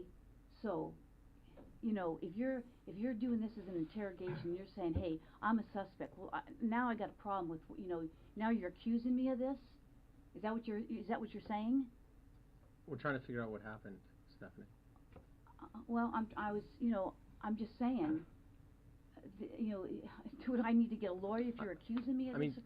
You know. You don't have to. I mean, you know, I'm just, you're here of your own free will. I mean, no. you don't, I know, but I mean, you know, you're not under arrest. You can walk out. You can leave whenever you like. Well, but, you know, I'm trying to give you some background of, you know, how I knew him, and now you're telling me that somebody's saying that we had this big old fight, and I don't even know what you're talking about.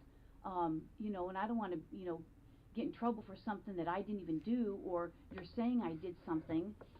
Okay. We understand. I mean, how would you guys like it if the tables were turned on you? I understand. No. The No, that's what turntables we're were telling you. I turned. mean, you're free to go whenever you want. If this makes you uncomfortable and you want to, Well, now you're starting to make me uncomfortable. The thing is, I mean, detectives did what they could at that time on the crime scene. Okay, and the burglary thing you're talking about, that is an angle that they looked at. But now we're looking at everything else on the case, because nobody was ever arrested on the case. I don't know that, or not. Okay. Now, what I don't we'd know like that, to do is, or not. obviously, you know about all the DNA stuff and things of the nature that, you know, gets done on cases nowadays. You know, if we asked you for a DNA swab, would you be willing to give us one? Maybe. Because now because now I'm thinking I probably need to talk to a lawyer. Okay. I mean, well, because I know how this stuff works. Okay, don't get me wrong. You're right. I have been doing this a long time, Yeah. and I wish I had been recording this because now it sounds like, you know, there's, you know, you're telling these people saying I'm fighting with her, and now it sounds like you're trying to, you know, I've been doing this a long time. Yeah, we know. Okay, and now it almost sounds like you're trying to pin something on me. No, now but- I got that sense. Well, what it gets to on these cases, and you know it as well as I do, our job is to identify and eliminate I suspects. can't believe this. So if we ask you to the point to give us a DNA sample, a buccal swab, so we can identify or eliminate you, would you be willing to do that? Maybe. Because I know this. Well, that's where we're at too. I mean, because right now, from looking at the evidence, it's, you know, it's possible we may have some DNA at the location. That's great. And we're going to do what we can to try to put this thing together. And your name's in the book. These people are pointing at you for whatever reason. I don't know why. That's just crazy. I mean, that's absolutely crazy. And it would be irresponsible on our part not to look at it. I know. You guys have to do your job, and I guess I'm gonna have to contact somebody. So.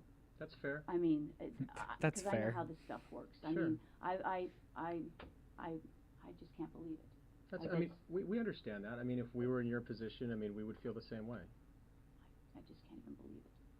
I mean, it's just, I mean, I'm shocked. I'm really shocked that somebody would be saying that I did this. I mean, we had a fight, and so I went and killed her. I mean, come on. Well. That's. Okay. All right. Well, thanks for giving me the courtesy. I wish I pre-recorded that. Thanks for your time. Yeah, thank you. All right, Stephanie, take care. All right.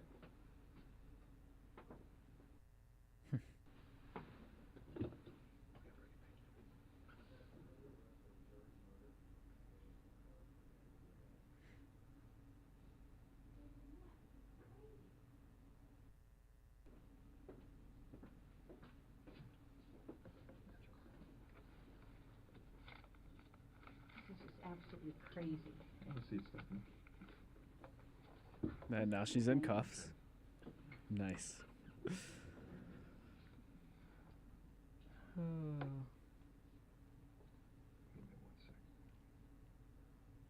It's so nice seeing justice Okay. be served. Stephanie, you know you have the right to remain silent. Do you understand? Yes. Anything you say may be used against you in court. Do you understand? Yes. You have the right to the presence of an attorney before and during any questioning. Do you understand? Yes. If you cannot afford an attorney, one will be appointed for you free of charge before any questioning if you want. Do you understand? Yes. Do you want to talk to us right now? No. Okay. All right. Okay. This then. is crazy. This is absolutely. I'm like in shock. Do you want I'm to talk to us? totally in shock. No, continues to talk to them. This afternoon, we are back on the record in People versus Lazarus. Shortly before noon, the jury announced they have a verdict. We will take the verdict at this time. People of the State of California versus Stephanie Eileen Lazarus. Case number BA 357423. We, the jury, in the above entitled action, find the defendant, Stephanie Eileen Lazarus, guilty of the crime of murder of Sherry Rasmussen in violation of Penal Code Section 187A, a felony, as charged in count 1 of the information. We further find the murder was of the first degree. Your Honor, I'm John Rutten. Thank you for the opportunity to speak during this hearing.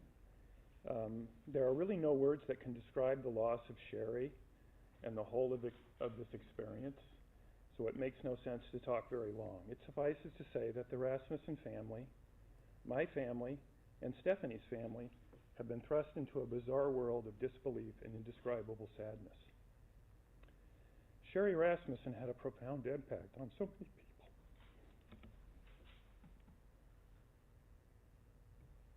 I was proud that she agreed to be my wife. It was impossible not to notice Sherry when she entered a room. To me, her physical presence was startling. I can clearly remember the first moment I laid eyes on her. Sherry Rasmussen was a physical presence, and my heart still races when I look at pictures of her.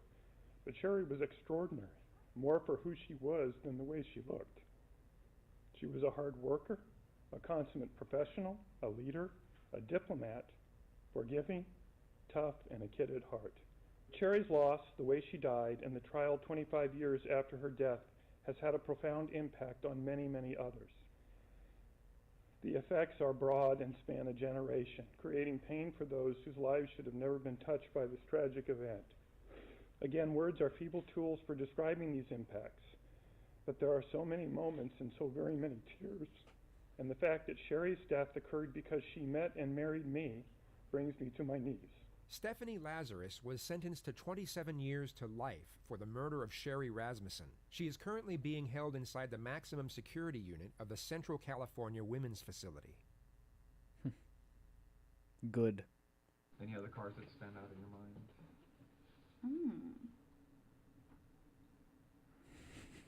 What the heck? She's so freaking creepy. Fuck this. Oh man, that's just she's crazy. All right, well, I think it's time to call it a night. I had a good time. It was fun. I think we all learned some things, and yeah, we will do this again soon.